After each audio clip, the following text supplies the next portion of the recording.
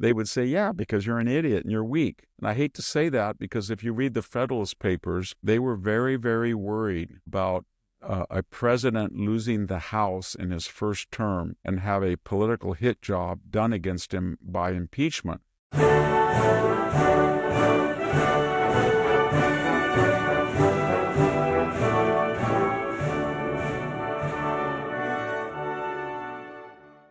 Hello, ladies. Hello, gentlemen. Welcome to the Victor Davis Hanson Show. I'm Jack Fowler, the host, with my smiley friend here, Victor Davis Hanson. I am still smiling. It's a star and namesake of this show, which is a podcast on Just the News and now video on Rumble. So you're getting it one way or the other. If you're on Rumble, you'll see a great-looking new Victor style. That doesn't sound very good. You're getting it one way or the other. That's right. It's like this is your medicine. You're going to take it whether you like it or not.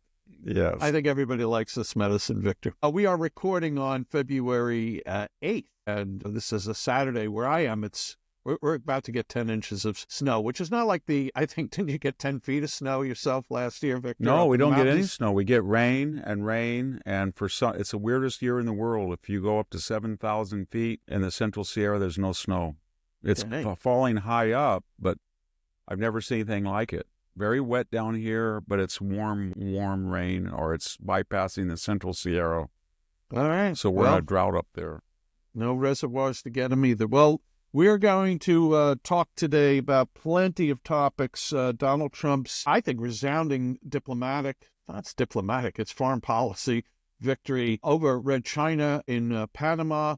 We have this, as we're recording today, yesterday, the 7th of February, there was a snotty standoff outside the Department of Education. There are some test scores from the National Report Card that came out last week. We should talk about LA fires, tariffs, so much more, and we'll do all that when we come back from these important messages.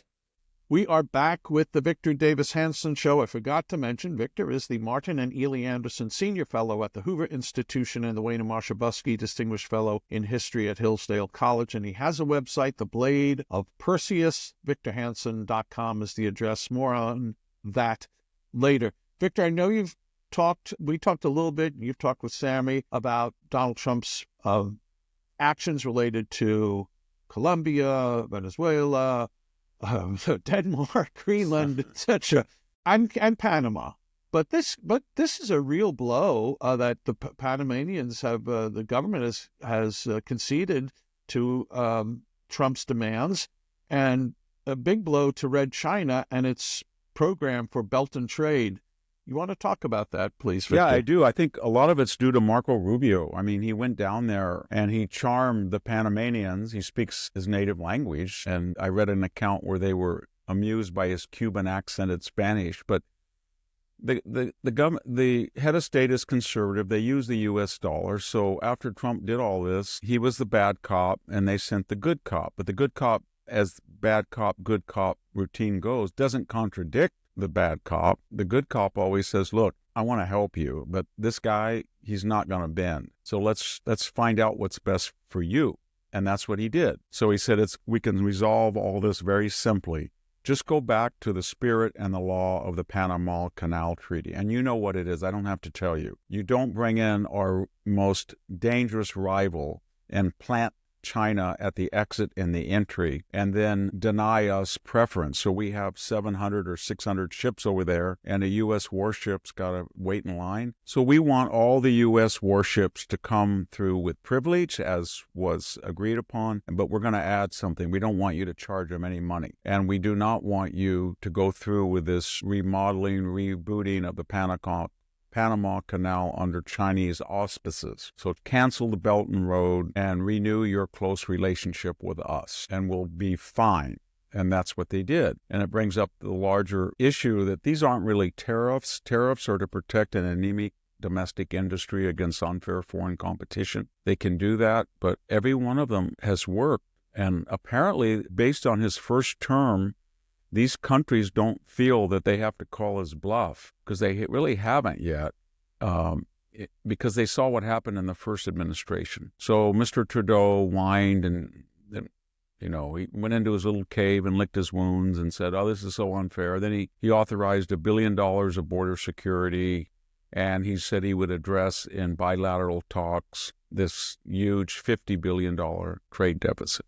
Then Sheinbaum, in her machismo way, had to show everybody that she didn't bow to the Yankee dictator and all that crap. And then she quietly said, okay, I'll put 10,000 of our troops on the border like we did last time. You go ahead and build the wall. We won't call it racist. You can start bilateral talks to reduce the $170 billion deficit, which we have achieved not because we're more productive than you are, but we're assembling foreign supplied parts like Chinese, and we're building cars, computers, cell phone, everything here to get around your tariffs against China. And we know what we're doing, but we're going to try to reduce that. We're going to try to let you close the border so fentanyl cannot come so easily. We have to, if you don't tax the remittances, please don't tax the remittances. That's our $63 billion golden calf that we worship. We will close the border. And then he went to the EU and he said, you have a $500 billion and you know what you're doing. You're a mercantile organization. You act like you're liberal, but you're screwing us over, and I want you to reduce the tariffs on cars. I don't know if they're going to buy them or not. Every European I talk to says, when I ask them about this, always says they love American trucks, but they're too big and they take too much gas, and they wouldn't buy them anyway if they were the same price. I don't know if that's true, but he's working on them. Japan just announced, Japan's looking at this and said, oh my God, Toyotas and Hondas, and we wouldn't let American cars in. And even if we did, we have a cultural disdain, or I shouldn't say disdain, we have a cultural chauvinism for our own products.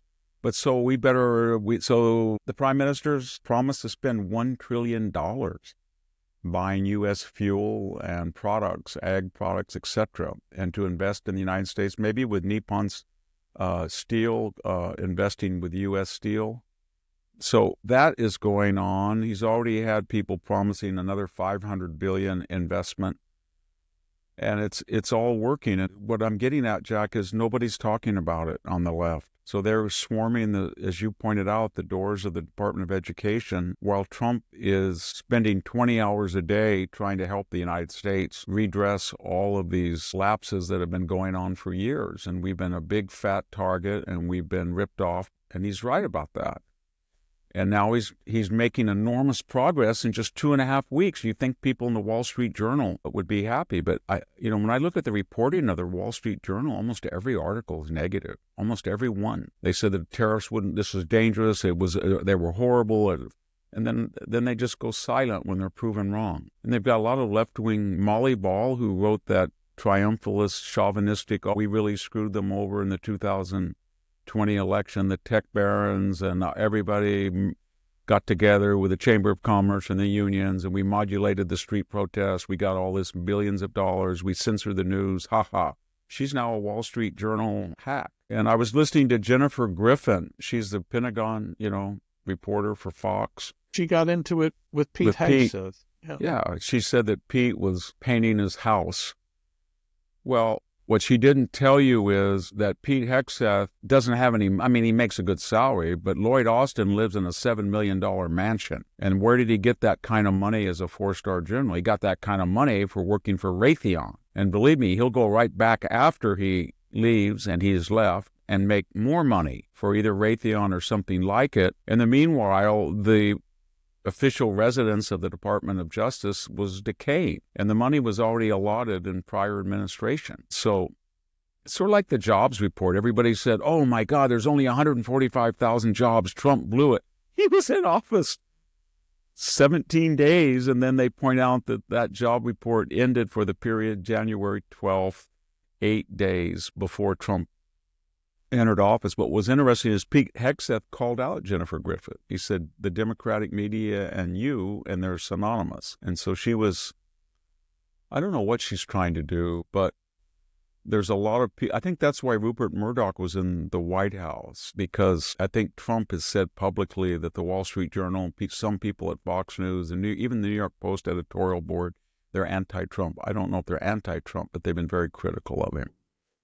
Well, I know in the New York Post, which I get daily, and I think it's a terrific paper, they have been critical of some of his nominees, in particular, very aggressive against Robert F. Kennedy Jr. And with the Journal, you're right about the reporting side, but also the editorial side, which we've discussed before. We have friends there. Bill McGurn, who's a columnist, one of my dearest friends, and there are other people, not as well known, who I'm friendly with. So what? I'm friendly, but I think the general aura is, well, we are the people who dictate the policy that is to be followed. And many Bibles or semi-Bibles on the right have been disregarded. And those are wounds that need to be licked, ego wounds, I think. So, well, I'm at the Hoover Institution. I would say that we have de facto, with the exception of Kevin Hassert, who's probably one of the chief economic advisors for Trump, we have zero influence. And I would say that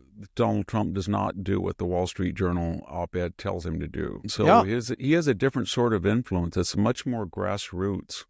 And he listens to people.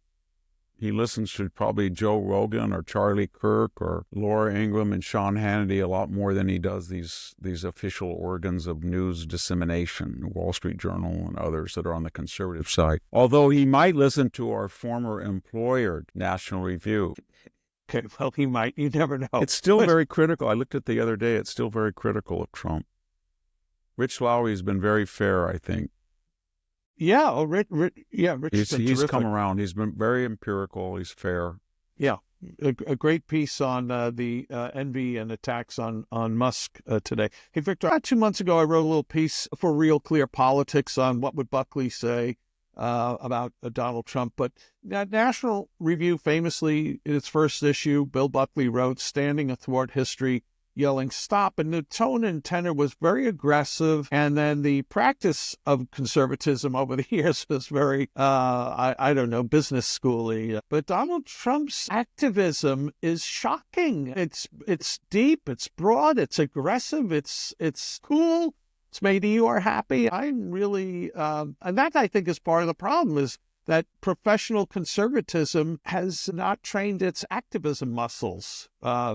Anyway. Well, as I said, we were talking about this on Megyn Kelly's show, and I said, if it had been any other Republican of the last generation, a Bob Dole, a John McCain, a Mitt Romney, and they were in this position and they wanted to make change, they would have selected a lot of committees for pros and cons. They would have had a special advisory. They would have brought in, and they would have never been done. Never, never, never.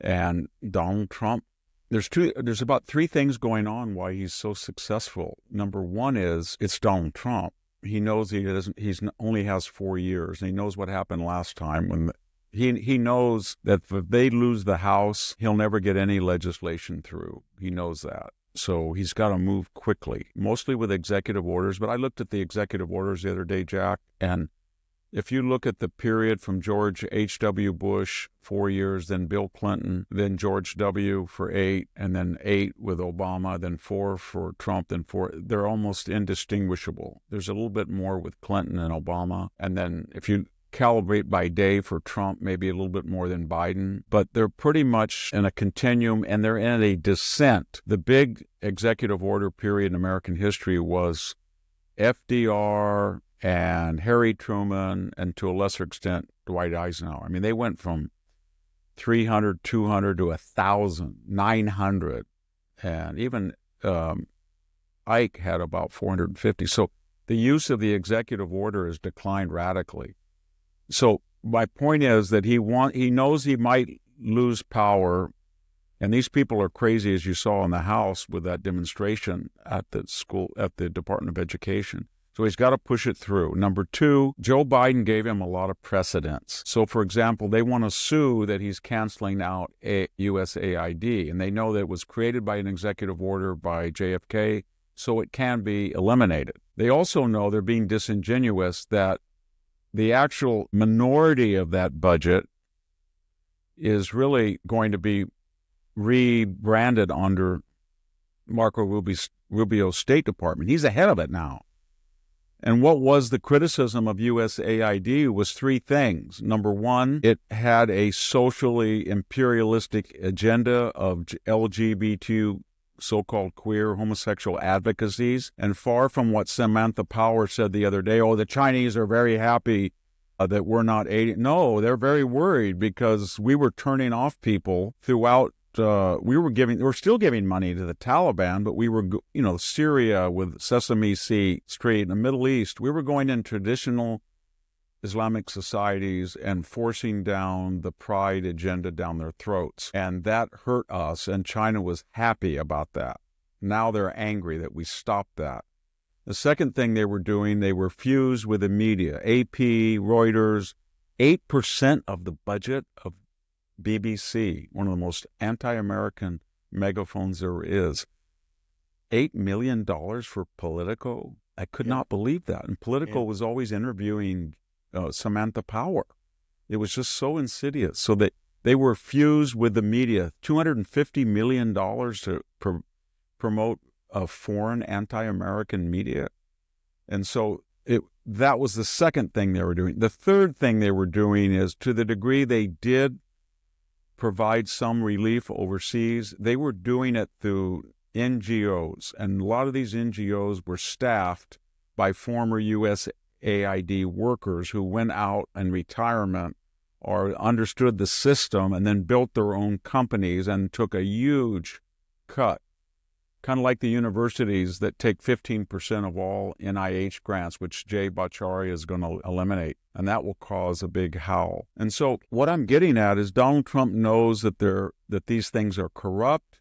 He knows he doesn't have a lot of time. He knows he has to use executive orders, and he knows that he's going to press ahead because every objection is absurd. They said, well, he is not spending congressionally approved money for USAID. Well, all he has to say is, I put it in the State Department. Now it's in the State Department budget. I transferred. But if you're talking about illegally compounding approved money, you didn't say a thing about Joe Biden. We approved the wall. Congress approved the wall. He stopped it. And they said, that's against the Constitution.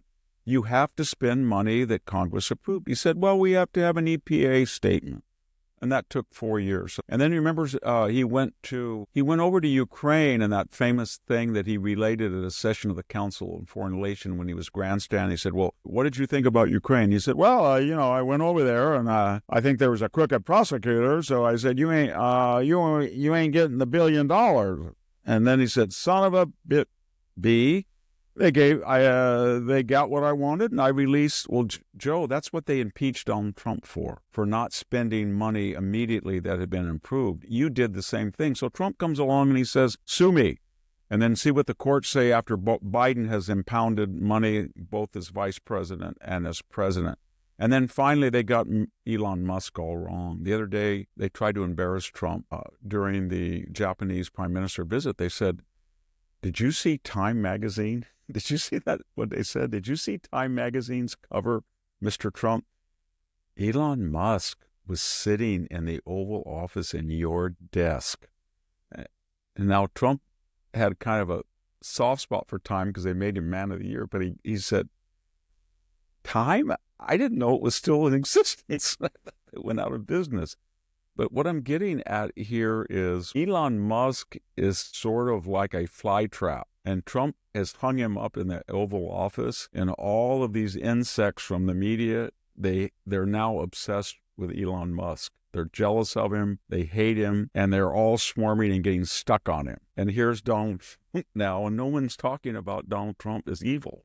It's all Elon Musk. And so Trump then naturally says, Elon's doing a great job. I'm not going to make fun of him. He's going to be, and they said, well, he talked to the press, and he goes, yeah, he's great at it. He loves it. But what he's really doing is deflecting a lot of negative press at Trump. Yeah. And which he seems to enjoy, baiting them anyway. Yeah. I don't know does anyone really care what the press has to say anymore? Like we come through a fever on that. Also having fainting couches and pearl clutching. Those days are over. You saw that with that Afghan reporter was going to ask him an embarrassing question. And he said, I love your accent. You have a beautiful voice, but I don't understand. God One thing bless. you said, God Yeah. bless you, and move on. Yeah, it's kind of. I looked at her face. It's like, I have never had a president talk to me like that. And then we found out almost the same day we're still giving money to the Taliban under USAID. It's going to be very hard for them to support this as long as they can get the narrative out, how crooked and corrupt it is. Right. And they have to do two things with USAID. They got to get the narrative out that it's corrupt, the vast majority, and that the small areas where they're really going in need, it's better and more efficient for the State Department under Rubio to do it. Right. And they already exempted Egypt, for example. And the other thing is going to be funny when they get into Medicare and Medicaid, because you can see what they're going to do. They're going to scream and yell, and yet everybody knows there's all these scams. We had one with Somalia, you remember, about COVID money and Medicaid money and Medi-Cal and Medicare. And as long as they talk about the corruption takes away money from the system and it hurts seniors and the disabled. So we are here to make sure you get your Social Security check. And he's already said he's not going to tax Social Security. I don't know whether there'll be an income limit on that or not. Yeah. But that's going to be tricky. But there is a lot. That's if you want to get waste and fraud, that's where you have to go. I think some of this corruption, just with AID, never mind what we're going to find out with Medicaid and Medicare, will be equivalent to the economy of a recognizable European nation. Yeah, it's going to be staggering. Hey, Victor, the funny thing about it, just before you go, is the person who really, I keep getting back to Bill Clinton. I mean, Bill Clinton had that agency for government efficiency, and he tried to impound funds, and he did all of this. And federal workforce by 12%. That's what he wanted to do. Yeah, he did, and he balanced. He got higher taxes, and Gingrich got him to cut, but he cut himself. A lot of the stuff that they're angry about, Bill Clinton set the example. Well, we mentioned the show outside of DOE, and I think would be good to talk about that a little more. And more importantly, the horrific test scores that came out, I think about 10 days ago, the national report card. And I didn't bring this up ahead of time, Victor. I don't know if you spoke with Sammy about the DNC's committee meeting and the lunacy that went on there. Yeah, we did talk about. You did? Okay. Well, we'll talk about Maxine Waters trying to get into DOE and more when we come back from these important messages. Are you ready to move easily and independently without pain or stiffness holding you back? Do you want to look in the mirror and see a plumb, hydrated glow instead of more fine lines and wrinkles? Discover Native Path Collagen. Made with only type 1 and 3 collagen fibers, the two most important types that make up 90% of the collagen in your body, found in your cartilage, bones, skin, hair, nails, and gut. Type 1 and 3 provide maximum benefits without the need for unnecessary fillers. Native Path Collagen is a single ingredient formula with no fillers, additives, or artificial sweeteners. Plus, it's third-party tested for heavy metals, ensuring purity and safety. Completely flavorless, Native Path Collagen can be added to anything. Coffee, smoothies, oatmeal, you name it. Its peptide formula makes it more bioavailable, meaning it's absorbed more easily and mixes perfectly without clumping. And you can get 3 or 6 packs at a fraction of the price of other brands. Visit getnativepath.com/Victor and start your transformation today. That is getnativepath.com/VICTOR. I personally love the PM Collagen formula with melatonin. It's given me many nights of great sleep, and the electrolyte drink mix for my water at workouts. They are my friends, and I'm sure they will be yours. We are back with the Victor Davis Hanson Show, recording on Saturday, February 8th. This particular episode will be up on Tuesday, February 11th, Victor's website, The Blade of Perseus. The address is victorhansen.com. It costs you $6.50 a month to subscribe, or if you take the full year, discounted to $65. Why would you do that? Because you get Victor's twice a week, exclusive article written exclusively for The Blade of Perseus, plus an exclusive video analysis of a certain topic, and then there are archives of these podcasts, links to everything Victor, nearly everything Victor writes, American Greatness, weekly essays, syndicated column, links to his books.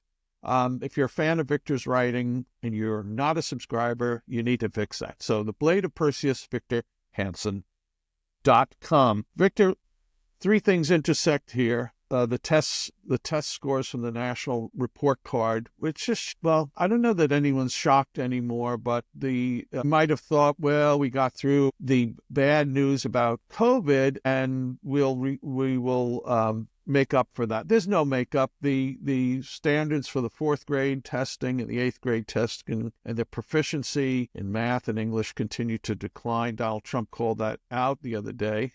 So we have that as a backdrop, and you may want to talk about that. And then also, again, this one dude with the glasses over his head holding off, I think it was 70 congressmen led by Maxine Waters. Funny thing, Victor, Maxine Waters demanding of this guy, show me your ID, show me your ID. Can you imagine? He did the first time. He did, but can you imagine if someone said that? An election worker asking some voter to show the ID, Maxine Waters. If she had been white and he had been black, if a white congressman had done that, a white male congressman to a black security guard, they would have officially censored him in the Congress for that. Because not only did they berate him and they kept trying to physically intimidate him, getting in his face, they said that he was standing in the door of the school like George Wallace, you know what I mean, that he was a racist. And that was just, I don't know what's happened to the black caucus or the black leadership on the left, but I think part of their anger is that 26% of black males voted for Trump.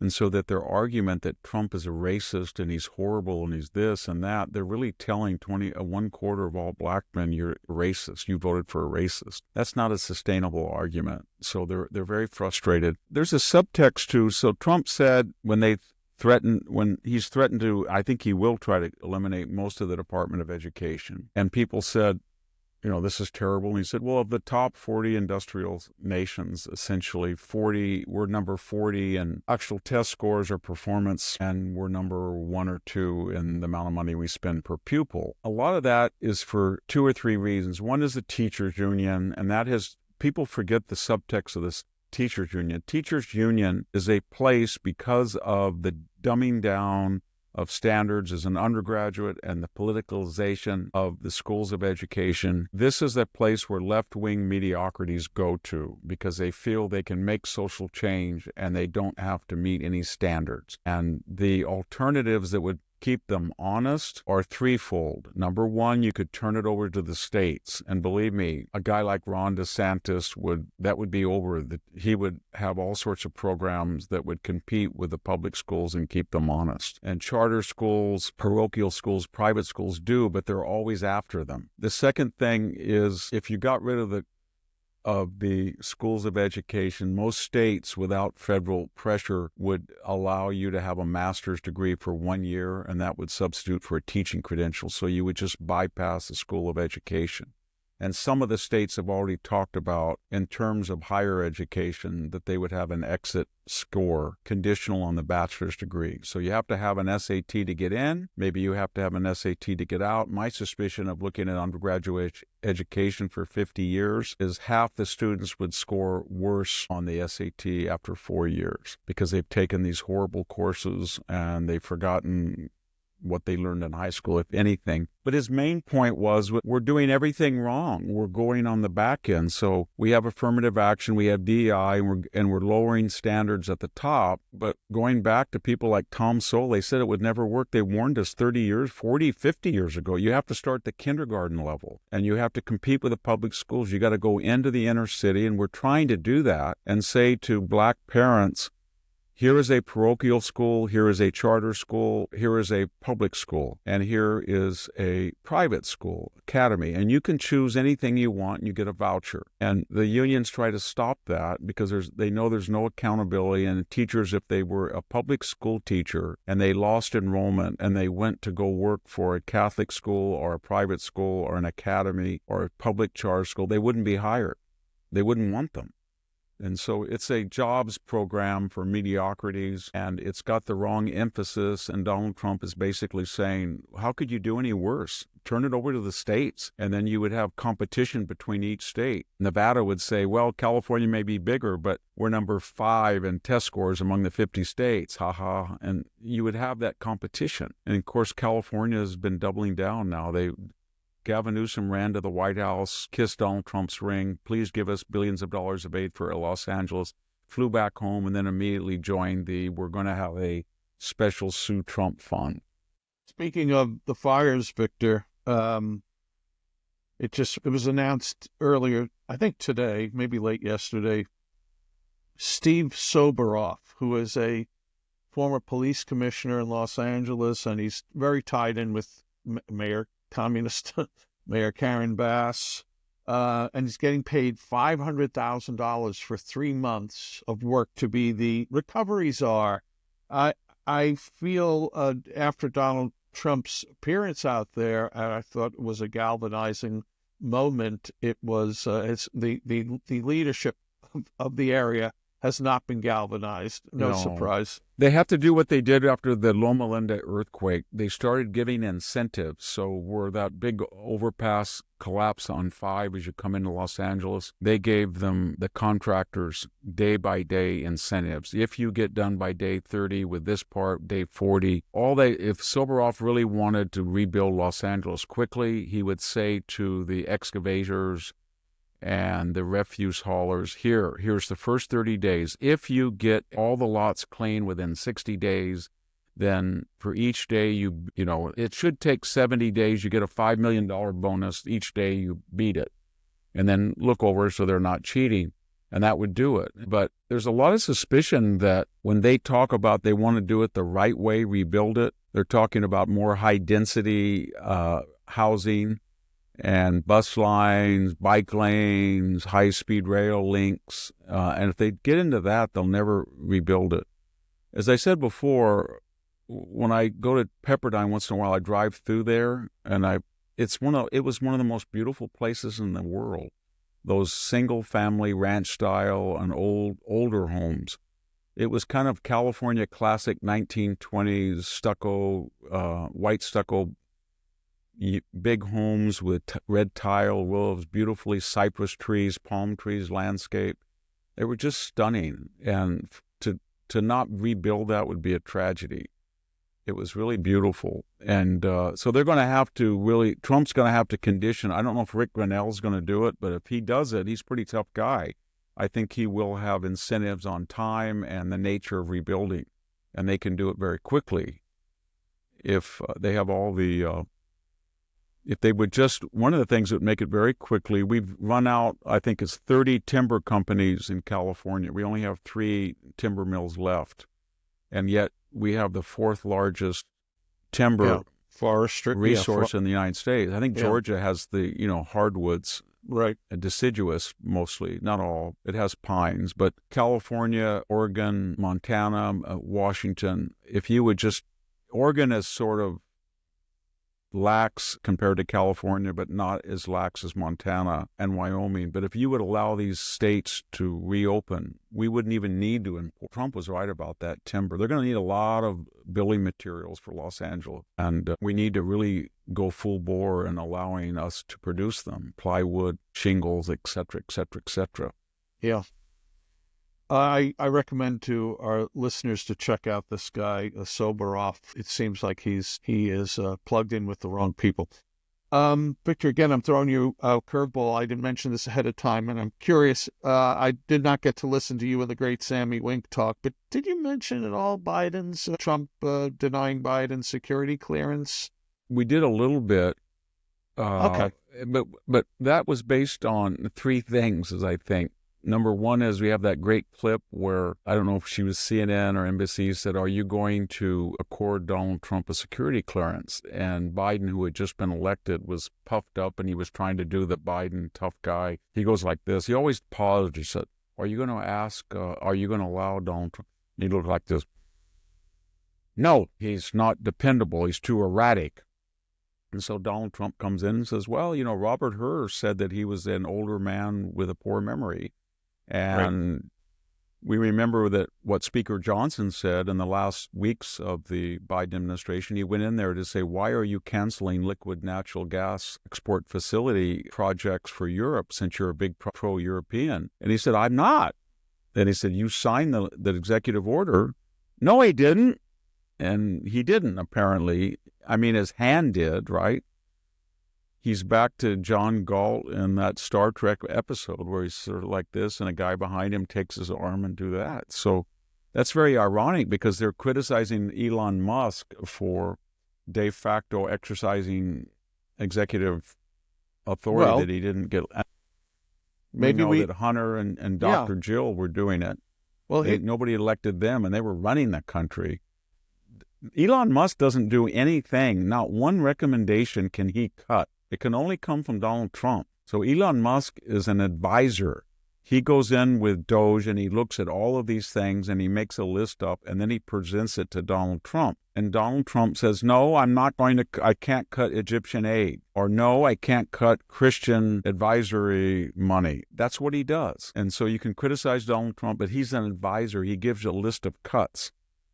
And to do that, he has to have access to the budgets, and they're trying to hide the budgets, as we know from the Pentagon, which flunked an audit. And Pete Hegseth has already addressed that. So, and the other thing he said about Joe Biden was that, number one, he did it to Trump, so it's all's fair in love and war. He gets what comes around goes around. Payback is a bitch, so to speak, as they use that term. Excuse my language. And then you're forgiven. Yes, and then in addition to that, he can use the special prosecutor who exempted Biden and tried to help Biden by not indicting him for disclosing classified information and taking away files to his ghostwriter. Remember, that ghostwriter destroyed the material under subpoena in Hillary Clinton fashion. But so that was the second thing he did. And then the third is by not allowing Joe Biden, he's now saying, we're going to stop all of this special treatment. We're not going to give 51 intelligence authorities. We're not going to get John Brennan, John Clinton. We're not going to get ex-CIA. We're not even going to get ex-presidents, because a lot of these people use this information for nefarious purposes. And he knows that if Joe Biden gets national security information, someone will get it from him and get on ABC and say Donald Trump is risking nuclear war with Iran, and because my sources, Jack, tell me. So if I'm a Washington hack like John Brennan or James Clapper or Leon Panetta, and we've seen it so often, and Joe Biden will do the same thing. He did it. And they get on television, they get these $300,000 contracts, and they look in the camera and say, well, what do you think about Donald Trump's maximum pressure campaign against? Is there any worry that will only radicalize Tehran? Well, my sources, and I have sources, my sources have informed me that Donald Trump is walking a tightrope. There's a lot of internal dissension within the CIA, believe me. The State Department is in open revolt. And I've talked to, my sources tell me that the European heads of state, which I'm in contact with, they're shocked. That's what they do. And so he just says, no, I'm not going to do that anymore. Homie, don't play that game, as they used to say in Living Color. That was a great show. Remember that? Homie, don't play that game.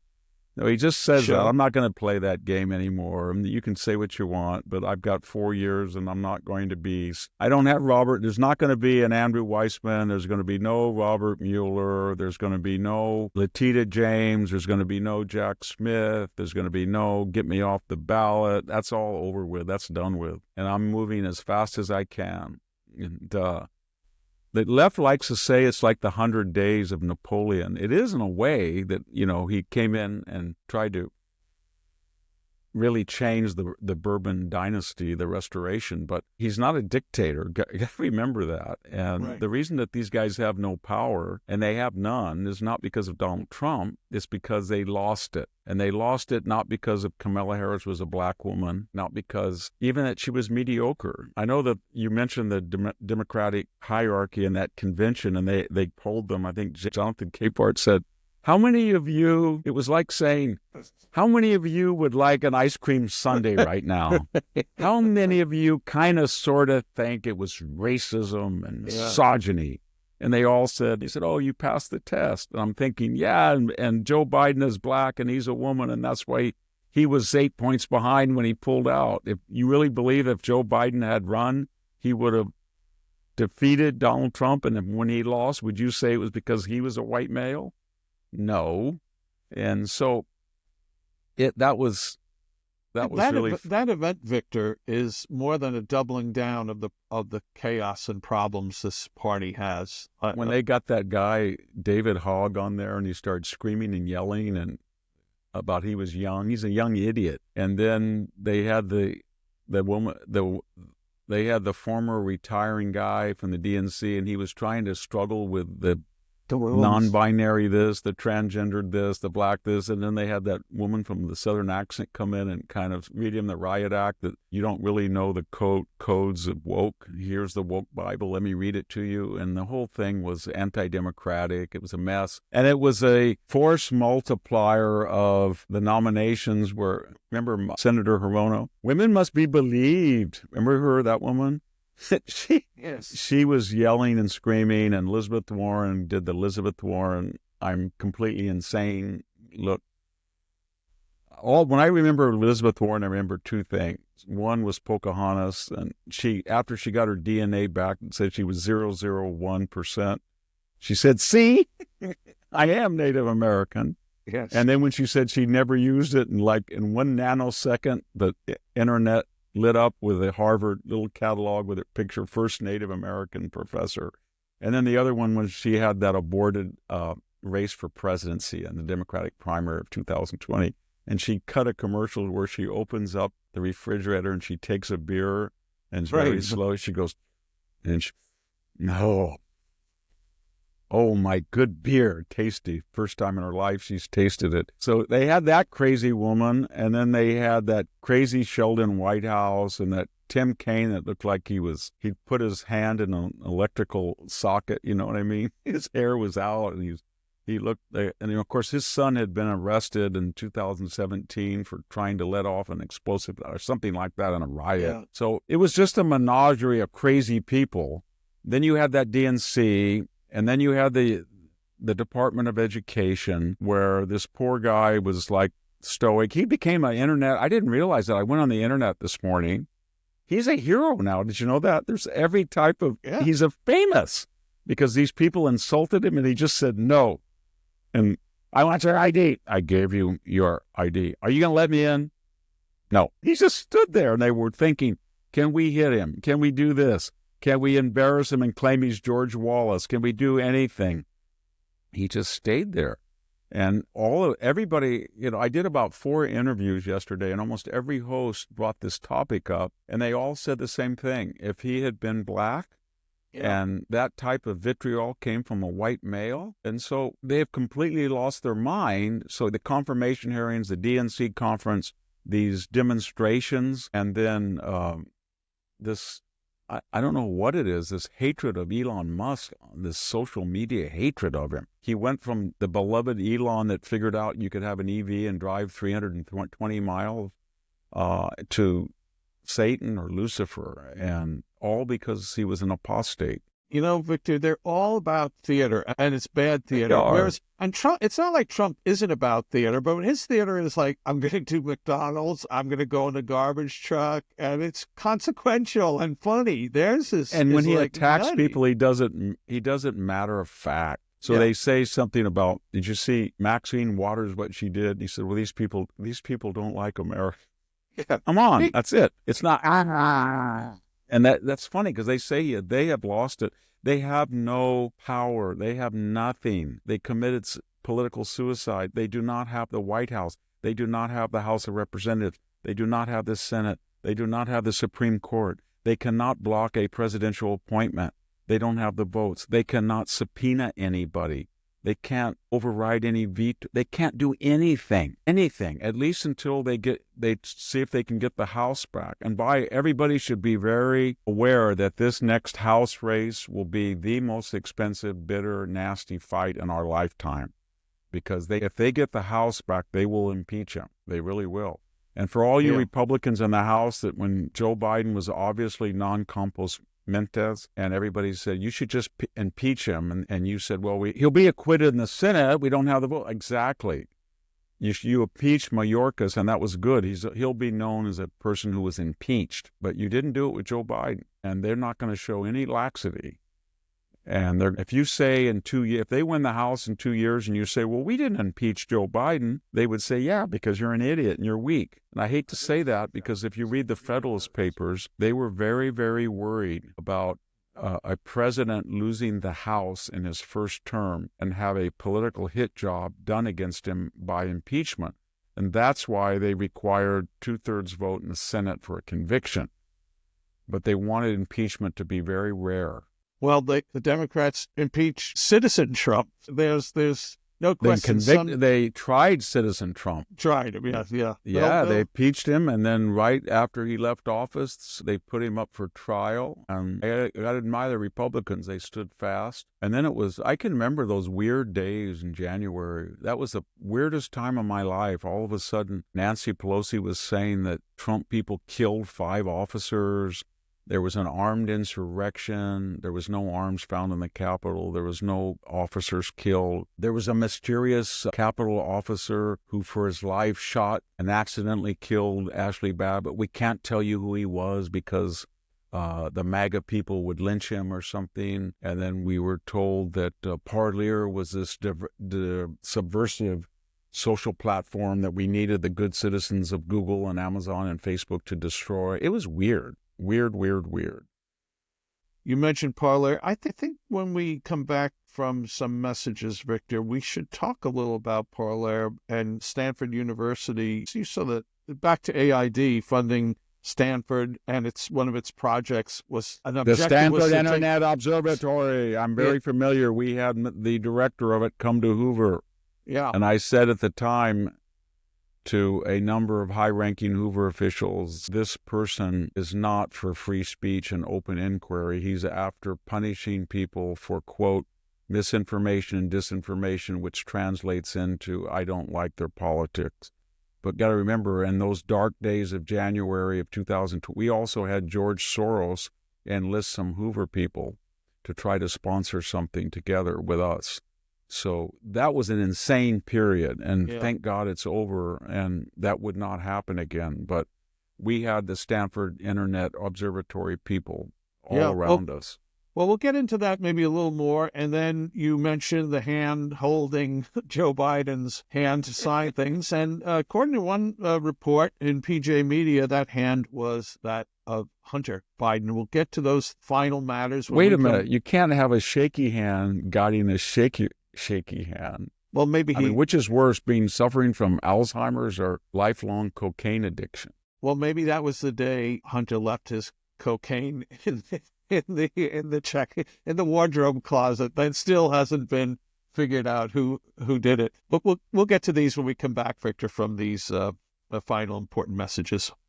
Did you know that American homeowners have over $32 trillion in equity? And criminals are targeting it with a growing scam the FBI calls house stealing. Scammers can transfer your title out of your name using a one-page document they file with the county. Then they can take out loans against it or even sell it behind your back. And the scariest part? You won't find out about it until collection or foreclosure notices start arriving in your mailbox, leaving you with a financial and legal nightmare. The best way to protect your equity is with Home Title Lock's exclusive $1 million triple lock protection. This service offers 24/7 monitoring, urgent alerts, and if fraud should occur, their U.S.-based restoration team will spend up to $1 million to fix the fraud and restore your title. So when was the last time you checked your title? If you're like me, the answer is never. And that's exactly what scammers are counting on. That's why you want to partner with Home Title Lock to offer you a chance to make sure that you're not already a victim. When you use promo code VICTOR at HomeTitleLock.com, you'll get 30 days of free protection and a free title history report to lock in your peace of mind.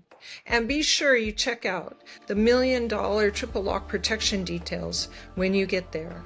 That's HomeTitleLock.com, promo code VICTOR. We are back with the Victor Davis Hanson Show, recording on February 8th, and this episode will be up on Tuesday, the 11th. I did promise, by the way, somebody, I have to say, this is no criticism, Victor. I've got a lot of criticism lately. You know what? Just to interrupt you, on my website, I was kind of making a thing like this, and someone whose name shall not be mentioned, I had a scene like that, and it was frozen, right? Yeah. And that was in my Friday Ultra, and I've got all these emails that, Victor, were you saluting?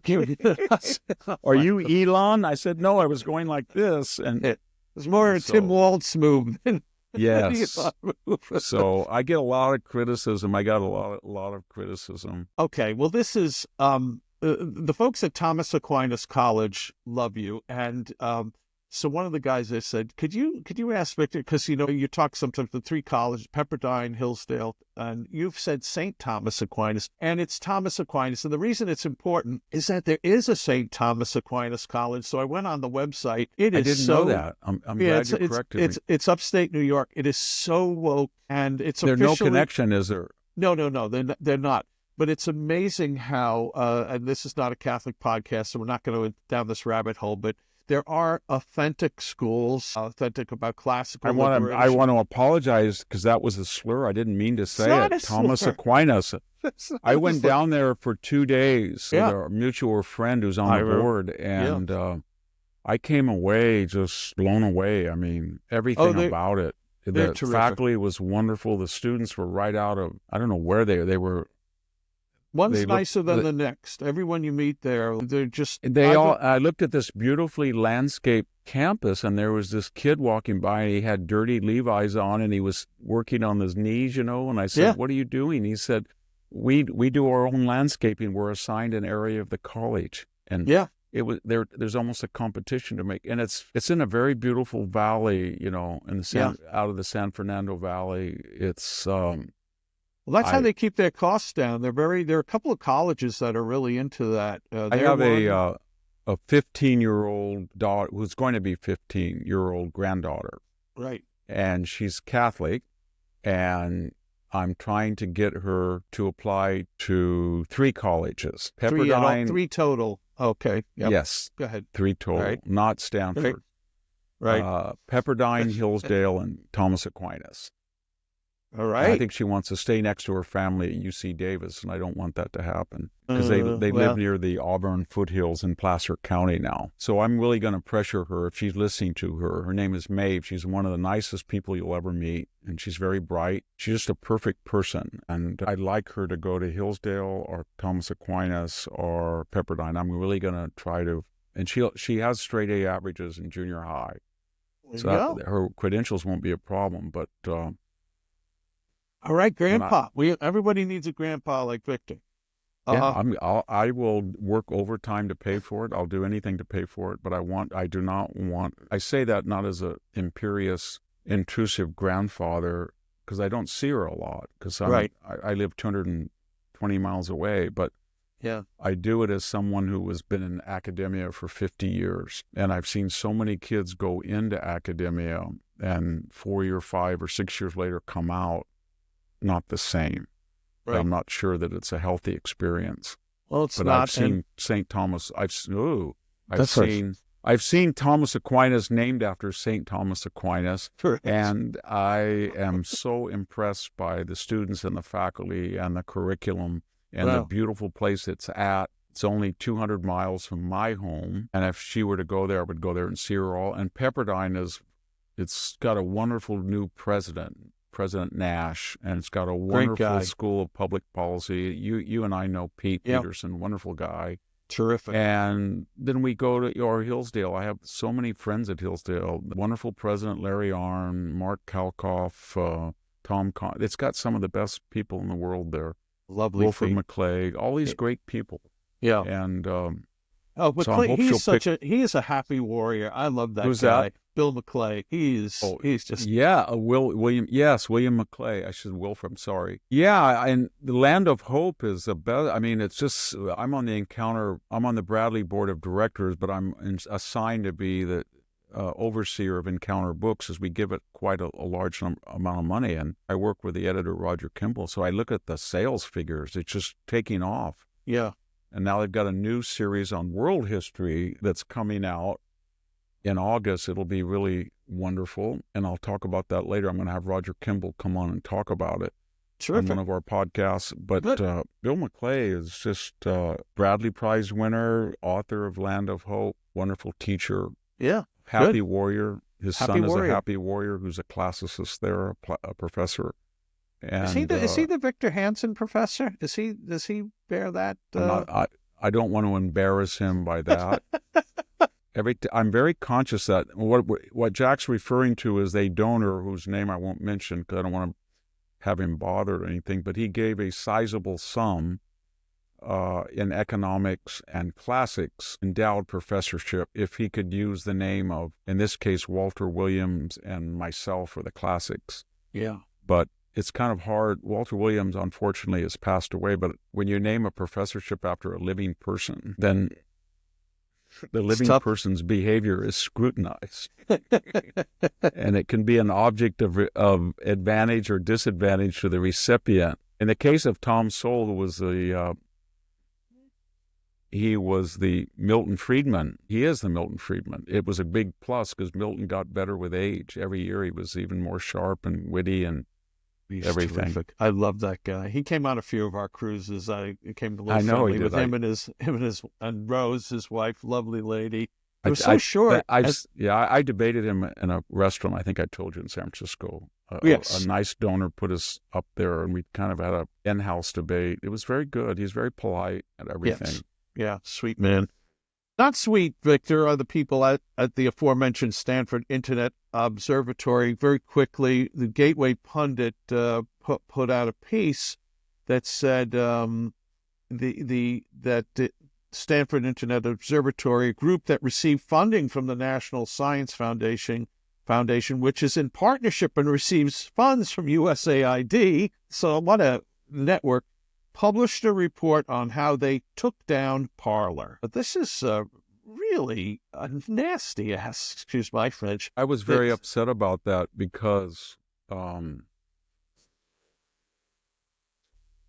be frank, and I want to be very careful because I don't want to say something that's untoward to anybody. One of the two people who were running that spoke on campus, and I was outraged by what they said. I didn't know quite what they did by taking down now that I've read these accounts post facto. But the majority owner of Parler, Rebecca Mercer, was one of the most generous contributors to the Hoover Foundation. She has her own, the Mercer family, I should say, Robert Mercer Foundation, and they've been so generous to support the Hoover Institution and other places like it, and yet we had this Stanford Internet Observatory person come in and really say things that I didn't think were true. And even if they were true in the sense that it was a conservative effort to balance, I mean, it was that, but what they said was not true. But the point is, everybody has a right to create a company without having him try to go destroy it with federal funds. So he was federally funded. And that's another thing we didn't really mention about the USAID. Under Samantha Power, she's being so disingenuous. She's on all the left-wing talk shows.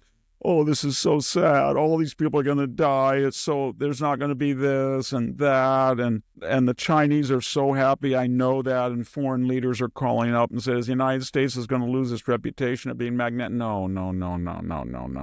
The Chinese, as we said, are saying, oh my God, they're going to get their brains again. There's not going to be a gender studies program at Kabul anymore. You're not going to have a gay drag show or trans drag. Oh my God, this is terrible. they were really killing themselves. Now they're not, or things like that. And one of the things that money came from was government money to fund an effort to destroy Parler, as you said. And they did. They absolutely did. They made it there was a rush to go join it, and it crashed their site. And the next thing they knew, they kicked Donald Trump off social media, as you remember, Twitter and Facebook, and he went to Parler, and then you could not get an app to get on it. They just Google. Right.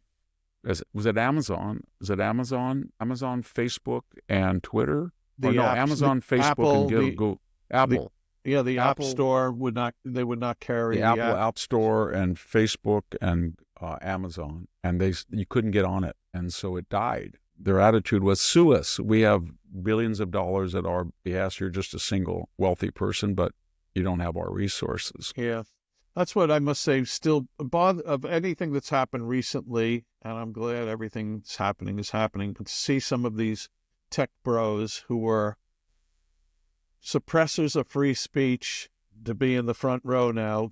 Well, it's very funny because what is Bill Ackman, Mark Andreessen, Ben Horowitz, Jeff Bezos, Mark Zuckerberg, Elon Musk have in common besides that they were left-wing and they were anti-Trump, and now they're not? And one of it is, as I said earlier, they don't really mind giving their money about redistribution.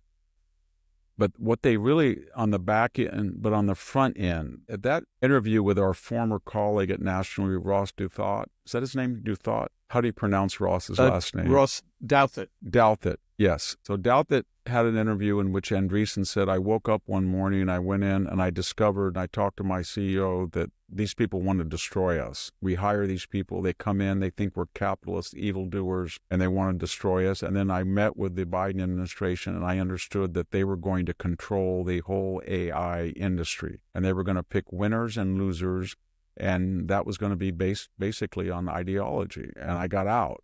And so they got out because they saw the other side of the Biden administration, that they were censorious, they were going to rig the system, and they were going to reward their friends and punish their enemies. They got out of the left because they saw that people within their own companies that were coming out of Harvard, Yale, Stanford, were all being indoctrinated to hate the very systems in which they were being paid and undermining themselves. And they hated I'll be frank, in the case of Ben Horowitz or Mark Zuckerberg or Ackman, many of them were Jewish Americans, and they looked at exactly what the Democratic Party was doing. They looked at Claudine Gay's testimonies.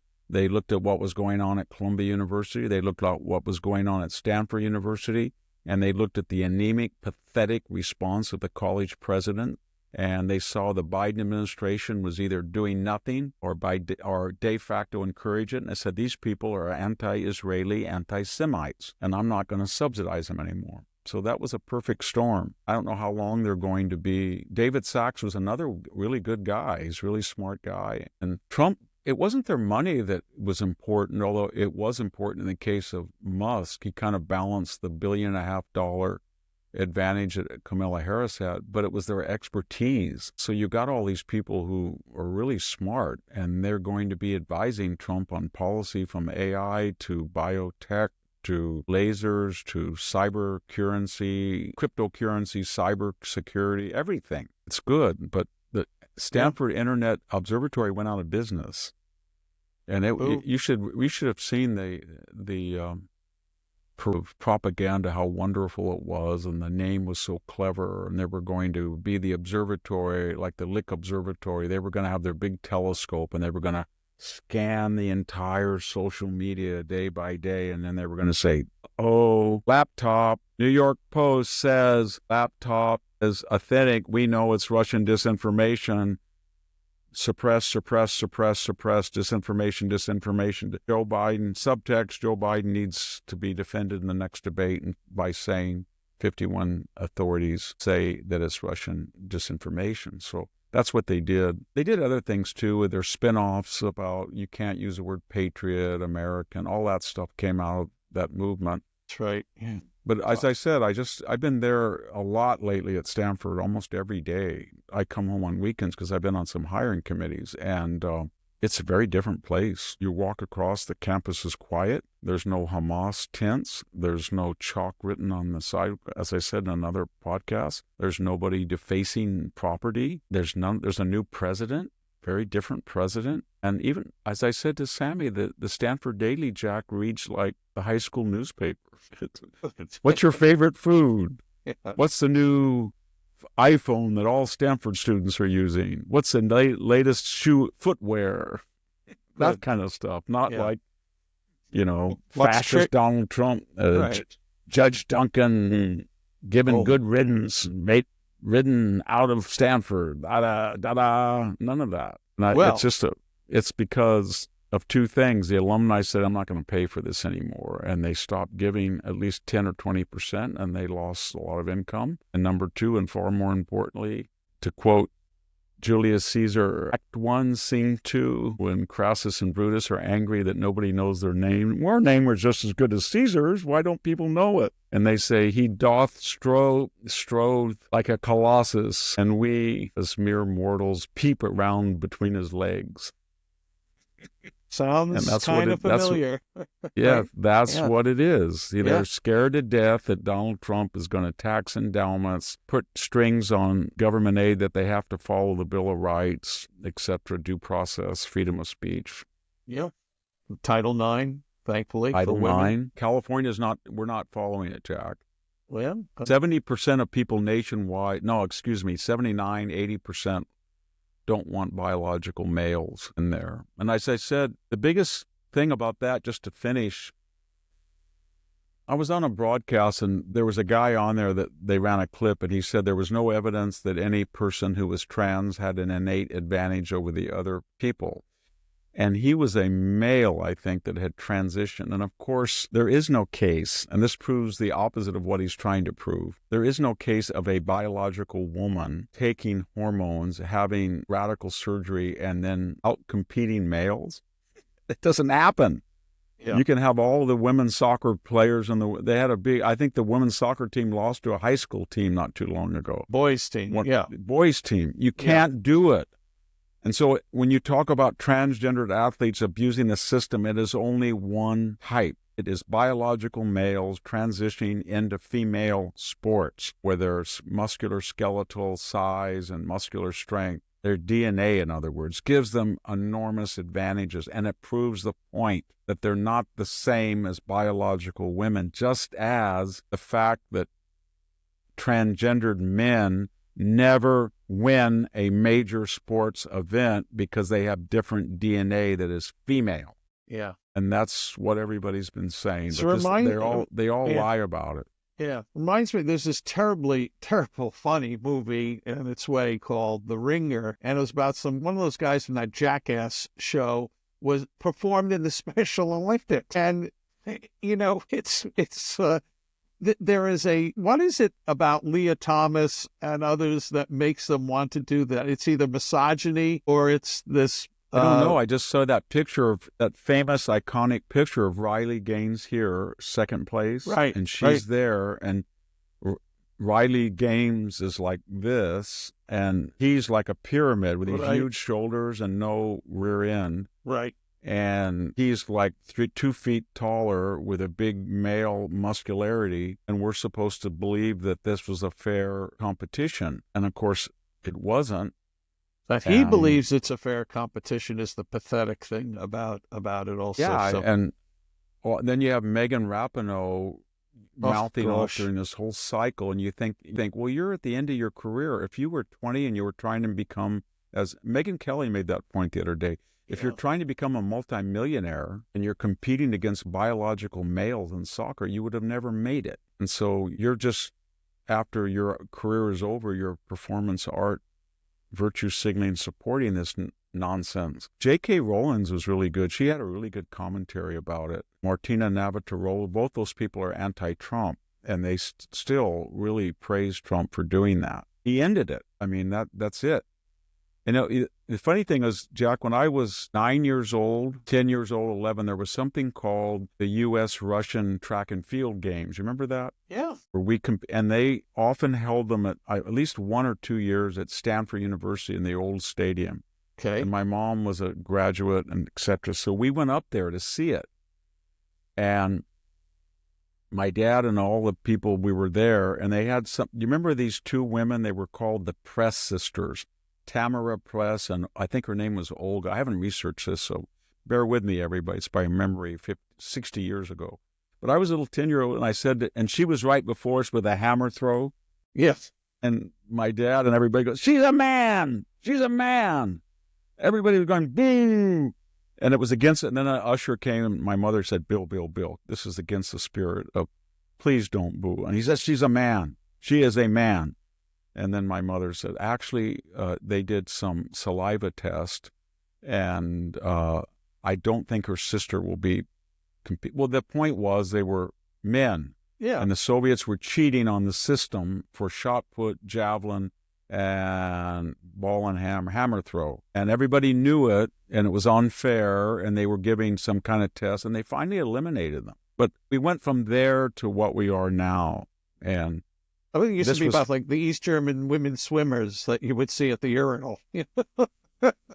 Victor, we're going to take this into the around the home stretch and over the finish line with Hunter Biden. So here's a piece from PJ Media. According to Linda Lee, and that's the Chinese-American woman who was a big fundraiser for the Democratic Party. So everyone who's seen her. I really like what she's saying, that she's now threatening. I think she threatened the two left-wing senators from Georgia that she said she helped elect with massive fundraising, and that if they vote against the riot, the new immigration bill, right, they vote against that, she's going to make sure they're defeated. Well, let us pray. There was another tech baron that we didn't mention. Oh, is that where her dough came from? I don't mean tech baron. I mean, she came out of that Malou, Silicon Valley. Well, she's got a book out, and let me just say this from PJ Media. The headline is, Now We Know Who Was Running the Country for Joe Biden. Lee alleges that following Biden's disastrous debate drubbing, Hunter essentially took over White House operations. Speaking with podcaster Sean Ryan, she painted a picture of dysfunction at the highest level of government. Quote, after the CNN debate, Hunter basically commandeered the White House. He sat in on all of the White House top-level meetings. We have a former cocaine addict sitting in on the most sensitive meetings of the most consequential and most important government in world history. Does that sit right with you? Ryan's immediate reaction, no, reflected what many surely are thinking. Without security clearance, mind you, Lee added. Well, that's... without security. And as they say, facing felony charges. The left always talks about felony charges. Well, he was facing felony charges. And I don't know whose cocaine, but they found a bag of cocaine. You remember in the Secret Service has never released the information about what they found out as far as DNA or anything on the bag. But that's another thing the left doesn't want to talk about. They keep talking about Elon Musk not having statutory authority, and he's got a lot more authority than Hunter Biden's ever had, or Dr. Jill. And the only thing I'll just finish today's broadcast with something I don't know the answer. Joe Biden is deteriorating now even more so. He's completely humiliated. James Carville almost every day in his weird podcast says things like, just go away. It's your fault. Everybody is, even Nancy Pelosi said the other day that she wasn't sure that Joe Biden would have won anyway. That, you know what I mean? That she said that he may or may not have helped. But the point I'm making is there is no support for him anymore. So why would the Hollywood people give him this money and hire him in their talent agents as they do with Obama? It's left wing. So they always get Clinton, let me get your image, you'll endorse what product could he endorse that would persuade anybody to buy it? What's there? Is it kind of like affirmative action? They think, well, we gave all this money to Clinton, Michelle, and Barack, so we can't really. So we'll just give him $10 or $20 million so he won't start grifting again. Is that what it is? I don't know. But what does he bring to the table if you want endorsements? Negative endorsements? I have a Cello. I just depends. Bengay. I think he's going to do something like this. he's going to get on and said, I really want you to buy Trump watches and Trump shoes. And he's going to be a negative endorser so that whatever product hires him, he will give an endorsement for their rivals. Yeah, right. It can help their sales. Maybe Miller will say he's the new Bud Light spokesman. Dylan Mulvaney and he can appear on ads together. Yes. All right, Anyway, Victor, well, we're at the end. I have two comments I want to read. We read wherever comments are about this podcast, Apple, Victor's website, The Blade of Perseus. Actually, someone contacted me the other day and said, you never comment refer to the comments we leave on Audible. So I did not know there were such things. So I went on Audible, which you can listen, and some people do listen to this show on. And I'm going to read one, and then I have another one I want to read. It's titled, Victor Should Be Required Listening. So glad I followed Victor from Fox News to Spotify to his website, The Blade of Perseus. His wisdom and wit are endless. It's like becoming a student of modern history with a sprinkling of classics and military expertise mixed in. His podcast is my favorite 4 hours of the week and could only be better if it were 7 days a week. Thanks, Victor. I think you need to see a shrink on that. Thanks, VDH, Sammy, and Jack. You're quite a team. And that's from Peggy on Audible. So we thank you, Peggy, for that. That was nice, Peggy, and I really appreciate it. If you want to know my military history importance, I wrote a seminal article that changed the whole notion of classical military history, and it was on the butt spike. I'm serious. It was on the hoplite spear, the butt spike, and I tried to show that the butt spike that everybody had thought was to protect it from rotting. The back end, the rear end had a point on it. Right. I went through vase painting and showed that the butt spike was used when the spear broke in two. You could flip it over for an auxiliary second chance, and that sometimes when you were marching over the defeated enemy that was on the ground, you took this square butt spike and you rammed it through the armor of the person on the ground that couldn't get up. And that's why when you see armor in museums, every once in a while you see a square hole. That was a seminal contribution, Jack. Well, I'm not making fun of academics either, because a lot of these things are very important. And I'm not making fun of myself, but I spent a good month on the butt spike. When you first came to National Review long ago, and this was 20 plus years ago, and my brother, who still works there, said, "That's Victor Davis," because he followed you and the hoplite sword and all. Weren't you a consultant on the 300? I was. In fact, if you go to the little book about the making of the 300, then you'll see that I wrote it. And if you go to one of the long versions, I'll have a little commentary on in those days, the disc. The CD or the DVD. Yeah, the CD. I do still do some of that stuff, but not as much. I didn't know about the butt spike. Now we're going to end with this. I referred to the butt spike. Well, this is a sad way to end, and this is from Apple. It's titled "Fan," and this I think is very touching. Matthew Cooper, one of your many fans, passed away on Monday, January 27th, 2025. He was 32 years old. Matthew graduated from Stanford 2015, spent more than a decade as an electrical engineer for Apple. Matthew was totally blind and accomplished many things during his short lifetime. Matthew recently began a podcast, the Defending Vision podcast, and a website, defendingvision.com. If you have any time, you could honor him by looking and listening to him in his own words. Thank you, a proud father missing a wonderful son. I will do that, everybody. I will listen to Matthew Cooper's podcast on vision. That's terrible. I lost a 26-year-old daughter to leukemia, and it's the worst thing in the world. It never goes away. You think of it every minute. Yeah. And I have only empathy for Mr. Cooper. Well, I did check out this website, and I would say lots of pictures of Matthew, I think with his family and sister, and he just seemed every picture beaming. And you have to, when you get in that situation, you think of all the education and hard work they do. They go to undergraduate, they go to graduate school, they're at the prime of their life, but you can't look at it that way. You just have to look at it that each moment they were alive was important, and we're not judged at where we're going to be or all the education, and we can't look at it that way or you go nuts. You just have to look at what they did in this particular life. And I know we're all going from the alpha to the omega, but it's not that college is just a prerequisite to job as a prerequisite, then you get this big moment. No, each moment was important. You go back and look at when they're in college, and that is important in itself, is what I'm trying to say. Right. Well, Victor, thanks for that. Thanks for all the wisdom you shared today. I want to thank people who write to me and say, I love Civil Thoughts. And if you're a new listener to this podcast, I write a free weekly email newsletter, Civil Thoughts. I do that for the Center for Civil Society, where we are trying to strengthen civil society. It comes out every Friday, and it has 14 recommended readings. We're not charging anything. We're not selling your name. It's non-transactional. I think you'll enjoy it. So go to civilthoughts.com and sign up. Easy peasy. Thanks for that. Thanks, Victor. You've been terrific. Thank you, everybody. Thanks, everyone. We'll be back soon with another episode of the Victor Davis Hanson Show. Bye-bye.